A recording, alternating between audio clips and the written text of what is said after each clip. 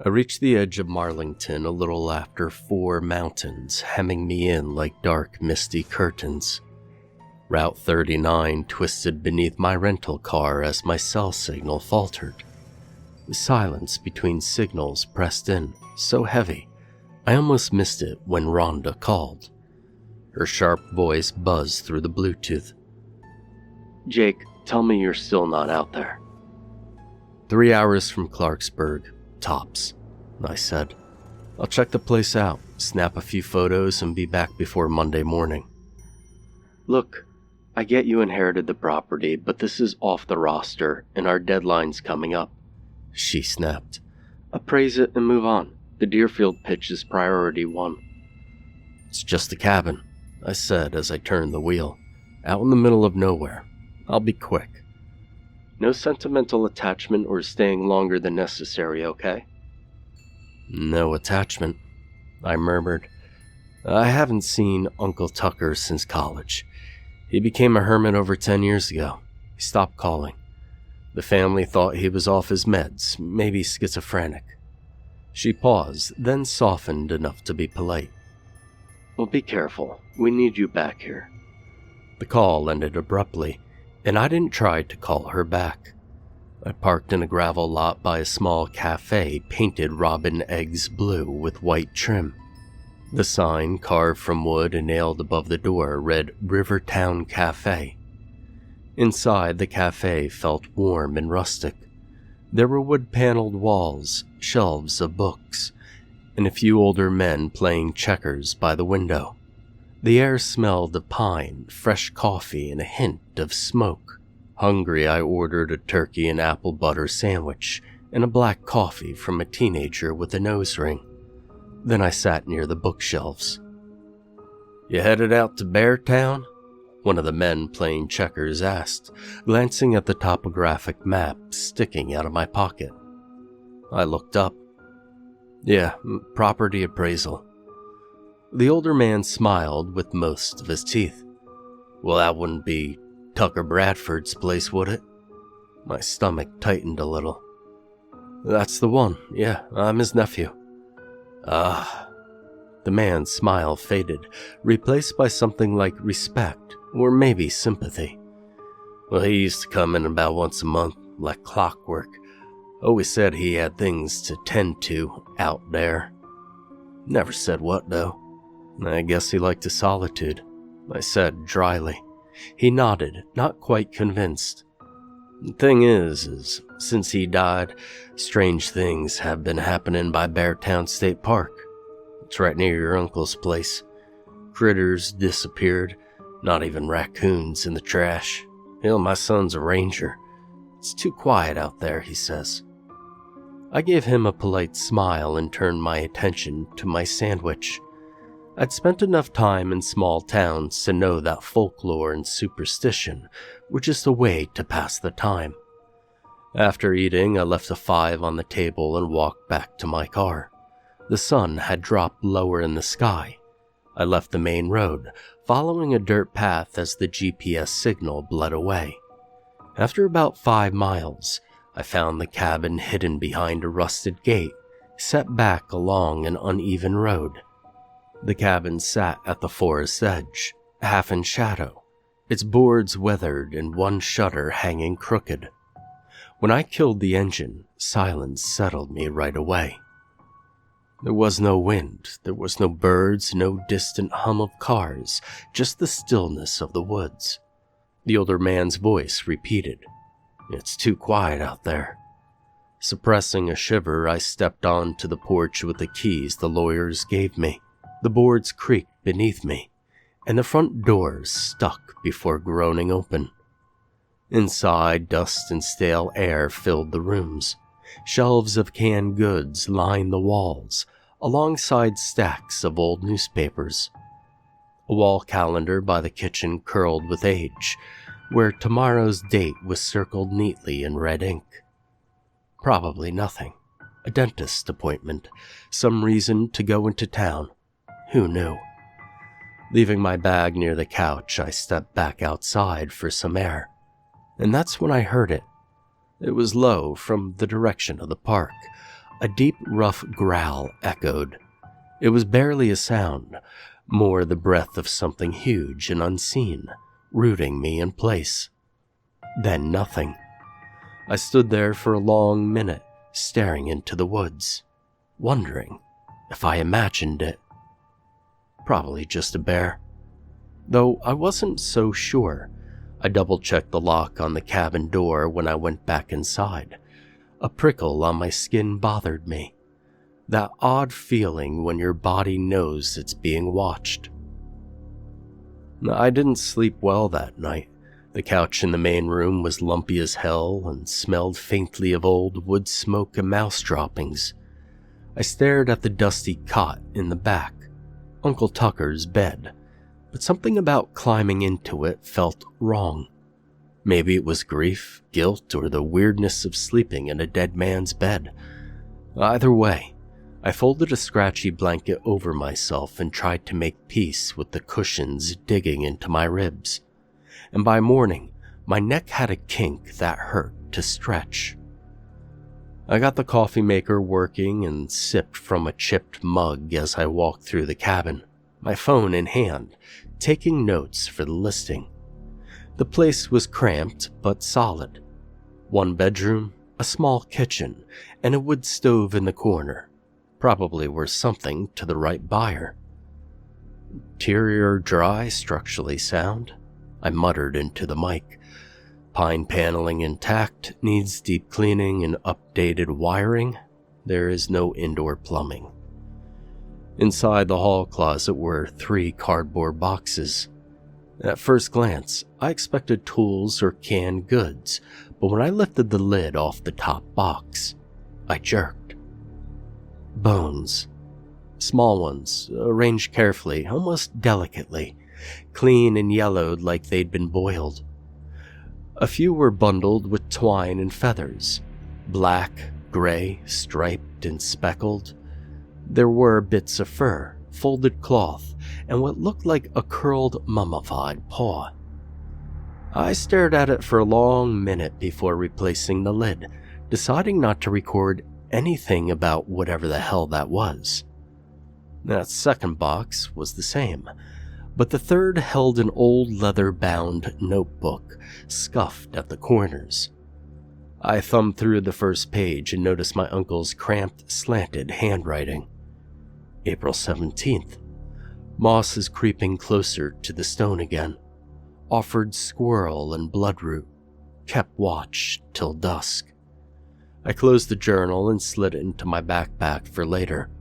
I didn't have the energy to go down that kind of rabbit hole.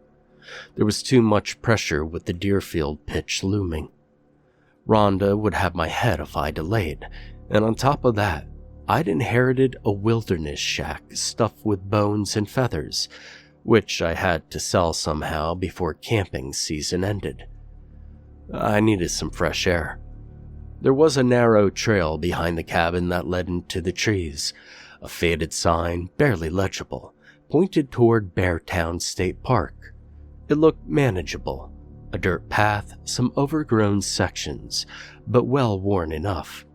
I grabbed a bottle of water, shoved my phone in my jacket pocket, and started walking.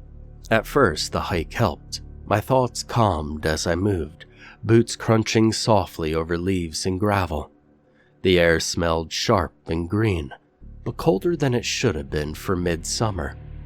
The trees here were close, not choking exactly, but watchful. I couldn't shake the feeling of being observed. Then the forest opened slightly, revealing a small clearing, and at the center was a stone basin, carved and moss-covered, sunken just slightly into the earth. Bones rested inside it. Birds, rabbit, perhaps deer. Dry blood-smeared snapped feathers, and a few small bones had been arranged around the edge in a circle, each etched with simple symbols, maybe runes or maybe just scratches. Probably some old hunter's marker, I said, frowning, mostly to convince myself. I crouched and brushed aside some of the feathers using a stick, and beneath them was a small object, maybe an arrowhead or carved claw, dark stone flecked with reddish veins. It looked old, and without thinking, I pocketed it. Then I stood and cleared the rest of the basin off, tossing the contents to the side. It felt disrespectful, I guess, but I wasn't about to leave some weird animal graveyard intact on a property I needed to market. A ghostly hiss in the wind startled me, and I decided I'd had enough fresh air. Spooking myself. On the way back, something felt off. The light had shifted, shadows stretching longer than the trees. The trail behind me looked different. Not just light, but also texture. Moss now covered large patches of the path where it hadn't before, and one boulder looked like it had been pushed out of the earth just recently, with fresh dirt clinging to its base, as though it had moved. That's not possible. My pulse didn't agree, forcing my feet to carry me faster, and by the time I reached the cabin, the wind chimes hanging from the gutters were tangled together like a tornado had come through. One of them had broken clean off and lay cracked on the porch, and there were scratches on the front door. And I stared at them, 3 long, uneven gouges across the wood. Not deep, but clear, fresh. Bear, I said aloud, but I didn't convince myself. I had seen bear claw marks on trees before, and these were too jagged to be bear. I went inside and locked the door, rechecking my phone's signal. Weaker than I'd like, but working, able to call for help. That night I tried to read a few pages of the journal, but my fuzzy head blended the words. I kept thinking I heard something, just like the low, distant growl from yesterday. When the moon glowed high, I bolted upright, sure I'd heard tapping on the door. I looked out the front window, but there was nothing, no shapes, no movement, just the woods staring back. It was Saturday morning and I still had a dozen things left to document before heading out. Rhonda would have my ass if I wasn't back by Monday, and the worn, spine-crushing couch wasn't worth the trouble. But my uncle's journal kept pulling at me. He'd been gone for so long. Didn't the family deserve to know what he'd been up to? I sat at the kitchen table with my coffee, the leather-bound journal in front of me. There were no dates or names on the cover, only a scribble inside the flap, written in heavy pen. If you're reading this, I failed. Not exactly a warm family keepsake. I turned a few pages, and they were filled with messy entries, most in my uncle's tight, cramped handwriting, and at first I couldn't make much sense of it.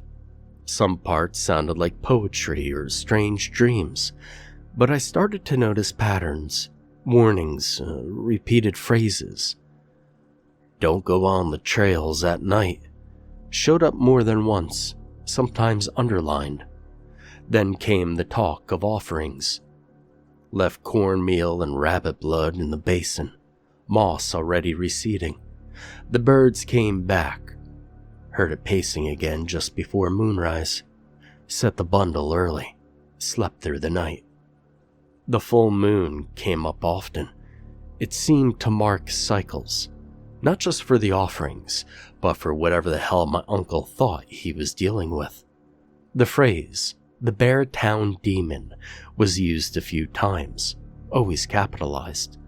It sounded like something out of folklore or a cryptid subreddit. Then I hit one of the last entries. I missed the moon. Car accident. Hospital kept me overnight. Nothing I could do. Tried to offer the next day, but the stones were warm. It knows, and I think it woke up angry. I closed the journal and left it on the table while I stared at the counter. A pile of paperwork sat by the sink, most of it yellowed or damp from a ceiling leak. I sorted through it with one hand and found the hospital discharge papers. They dated last month. Uncle Tucker had been released 4 days before they found him again. Dead this time. I rubbed my face with both hands, muttering, I guess it really was schizophrenia. That's why you were lost and alone in the woods. But I remember the coroner's notes. Odd bruising, spiral fractures, shattered ribs. There were no sign of animal attack or a fall. The bones were broken from the inside out. My phone buzzed on the table. Rhonda. Hey, ETA? Deerfield's team is asking. Don't ghost me, Jake. I shoved the journal aside and stood. The only thing I needed to do was focus and wrap up, list the cabin, and leave the crazy woods behind. I reached for the kitchen calendar again. The page was still half curled, and yesterday was circled in red. It suddenly felt more important as the date stuck in my mind. I flipped back to the previous month. The same red pen circled one day, the day Uncle Tucker was kept overnight at the hospital. And according to my calendar app, both days were full moons. By late afternoon, a storm moved in quickly. The wind tossed branches against the roof with sharp thuds that made the whole cabin shake. Lightning flashed behind the trees, throwing strange shadows across the porch that seemed to crawl. I stood at the kitchen window, watching the sky grow darker, my hand gripping a mug, and my mind felt worn out from trying to finish the documentation. A flash of lightning lit up the window, making me jump, and for a moment, I thought I saw a face looking in. It wasn't pressed to the glass, and it didn't look human. The shape was large and strange, with eyes like ashy coal, and something that looked like antlers or twisted branches on its head, staring. Another flash, and it was gone. I leaned closer. Outside, only streaks of rain blurred the view, making every tree and shadow watery. I told myself it was just a trick of the light, a reflection, or my mind making patterns out of nothing. But still, I closed the windows. The storm grew stronger. Thunder boomed so loudly that I felt it in my chest. I tried to tune it out, turning on the old radio on the shelf above the wood stove. Only static came from the speakers. I fiddled with the dial, but all I heard was a low, steady sound. It wasn't music or voices. It sounded like a gurgled, distorted growling. I shut it off. By the time I stretched out on the couch, it was already past midnight. Sleep came slowly, my body relaxing before my mind could rest. I dreamed that I was still laying there, but the lights were off and everything was silent.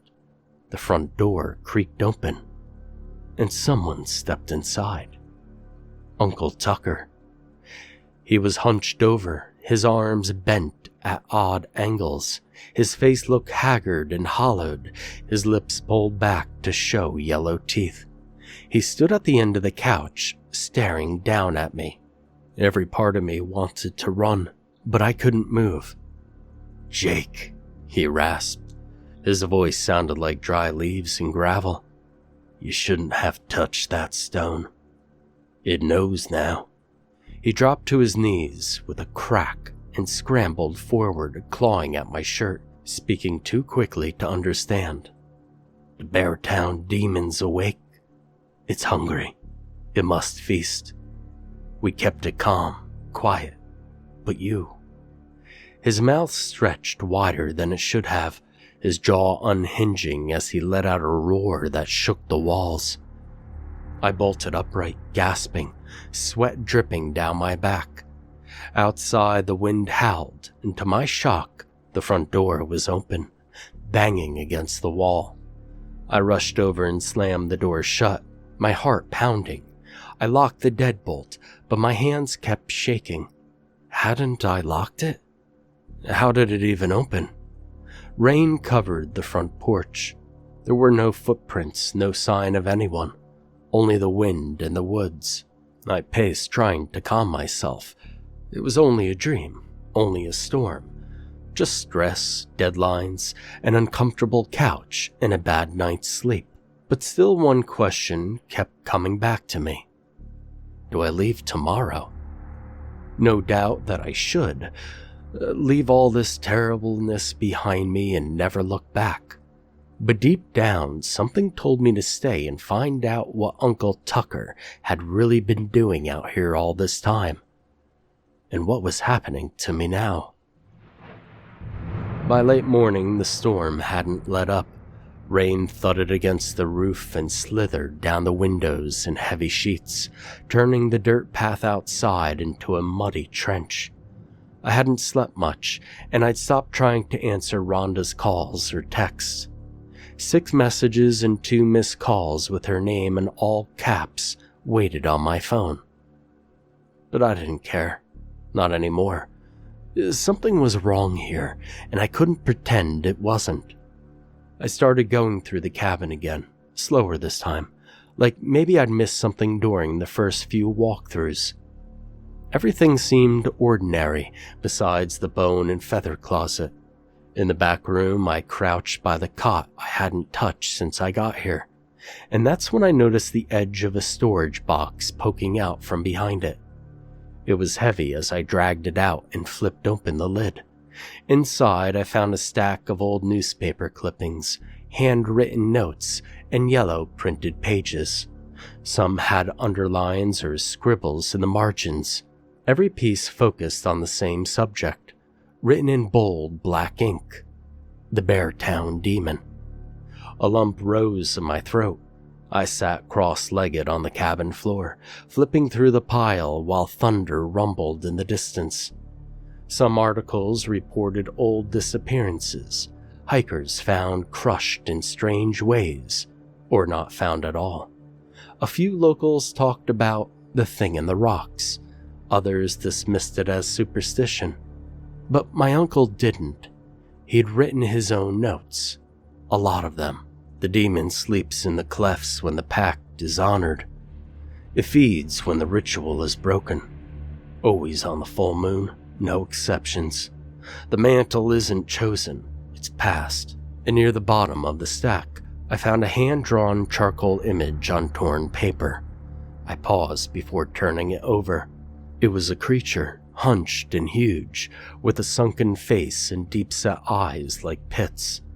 Something antler-like rose from its skull, like twisted tree roots from a corpse. Its fingers were too long, its mouth too wide. My skin crawled. What the hell? It looked eerily similar to what I saw in the window last night, sending a wave of déjà vu throughout me. There were also descriptions and details about how the demon behaved. It hunted only when the offering was missed, choosing animals and people alike. Bones shattered, organs ruptured, no bite marks, no flesh eaten, just broken, crushed, and left behind, like my uncle. My stomach twisted. He was released from the hospital 4 days before they found him. After he missed the full moon, missed his offering. Just like I had the day after I came. The cabin felt colder than before, or maybe I was just shaking. I stood up quickly, almost spilling the box. My hands moved on their own, grabbing what I could, the bundles of bones and feathers, and the stone claw I'd taken from the altar, still in my jacket pocket. Outside, the rain fell even harder, almost as if it wanted to keep me inside, but I kept going, squinting through the downpour, my boots sinking into the mud. I followed the trail, slick with moss and water, until I found the clearing again. The altar was still there, dark, wet. I knelt, my fingers numb, and gently placed the bones into the basin. Then the feathers and bits of fur. I put the claw in last, right in the center. Lightning cracked overhead, zapping me with an unsettling feeling. There was a pressure in the air, as if the woods were holding their breath. Then something moved in the trees behind me. I stood, heart thudding in my ears. A shape emerged from the gloom, half shrouded by mist and branches. It was bigger than I thought, broader, It moved slowly, its limbs exaggerated and joints twisted, as if it were crawling and walking at once. Its face matched the drawing, slack, sunken with deep black ancient eyes. The antlers, or roots, whatever they were, looked slick in the rain and gleamed like bone. It stopped at the edge of the clearing, and we stared at each other across the basin. The offering sat between us, soaked and trembled on the stone. I didn't move, neither did it, until it tilted its head, not curiously or beastly, but like it was thinking. An awful realization slammed into my sternum, taking the air from my lungs. It remembered me. It knew I had touched its offering and stolen from it. It charged like a monster from hell. I bolted back down the trail, my feet slamming on the slippery ground. Fire lit my lungs, and my heartbeat drummed into my skull. But no matter where I went, I always ended up back at the altar. The woods bent around me, reshaping the trail. Sunken paths deepened like open mouths. Boulders loomed at the edges, shaped like sleeping beasts. The clefts in the stone walls began to close behind me, moss growing faster than it should, slick and black and swallowing the forest. And somehow, it was night already. The thing didn't chase me, but it stalked me. It was always there, always behind me, and I heard its guttural breathing and the scrape of claws on rock. Its rancid stench filled my nose with damp earth, rotting meat, and blood. There was no escape. The ritual had failed. My uncle had died, but the demon still demanded an offering. Someone had to take the mantle. Did it want me to choose? It could have killed me in seconds. I grabbed a jagged rock from the altar's edge and dragged it across the inside of my palm. My breath hitched at the sting. I held my bleeding hand over the basin and let drops fall onto the bones and feathers. The blood hissed as it hit. The demon's hot and sour breath curled on my neck, and then everything stopped. No growling, no pants, no chasing. The moss pulled back from my boots as if retreating, shrinking into the cracks. The clefts opened again. Wind rustled the branches, but this time it carried life, birdsong, the chirp of crickets, and the squeak of something small moving through the brush. The woods were waking up. It was over. The demon was pleased for now. I didn't look back as I made my way to the cabin, partially afraid that I'd see something following me. By the time I reached the porch, the sky was a soft gray, streaked with the first light of dawn. Rhonda had called 12 times. I silenced the phone and poured myself a mug of cold coffee, washing away foamy cotton mouth. The calendar caught my eye again. It was a gate between calm and chaos, between the silence and what wakes with the moon. I pulled out my phone and checked the calendar app. The next full moon was in 29 days, less than a month before the beast returned. I took the red pen from the counter and circled the date, marking it like a rite of passage. Then I looked toward the window. The reflection showed me standing in the early morning light, pale and tired, but I wasn't alone. Behind me stood Uncle Tucker. He wasn't broken anymore. No slack jaw or twisted limbs. Just him, the way I remembered, weathered and tired. But there was a glisten in his eye, and he wasn't alone. A dozen others stood beside him, men and women of all ages, faces I didn't know, but somehow I recognized. The ones who came before and kept the demon asleep. I looked at them for a moment and then muttered, I never imagined myself a hermit. They didn't answer, but they stayed, as did I, ever watchful of the full moons.